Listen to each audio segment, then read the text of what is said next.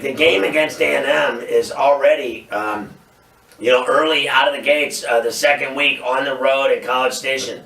I think that's an interesting game. Now, obviously, you're talking about Jimbo Fisher now, right? This is a huge opportunity for him to just make a gigantic splash and dent right away at A&M. If he wins that game against Clemson, that place will go bananas. Kyle Field's a great place. Very tough place to win. I think Clemson's a better football team, on paper going into that game for sure. But you're talking about a very difficult place to play against a coach that's going to be lit.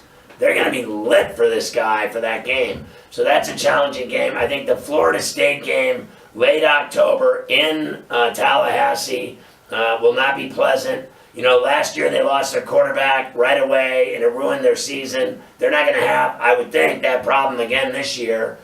New coach though, so I'm not buying all in on Florida State like everybody else is, that they're automatically going to turn around their fortunes.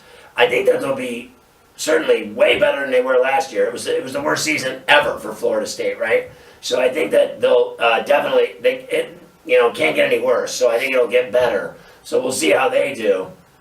I think the rest of it, to me, is easy. Their Furman game to start, and some of these games. The Cuse game at home, easy money, if you ask me. NC State, Louisville at home. Louisville, Lamar Jackson's gone. I mean, they got nothing but problems with that guy not there, if you ask me. Duke at home, South Carolina at home.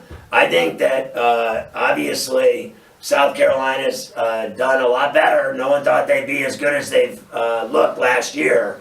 I thought he did a hell of a job there with the Gamecocks, but I don't believe they can go to Clemson and beat that team with that defense on their field in Death Valley. I don't think it's happening. So I'm with you, Michael. Great analysis of Clemson.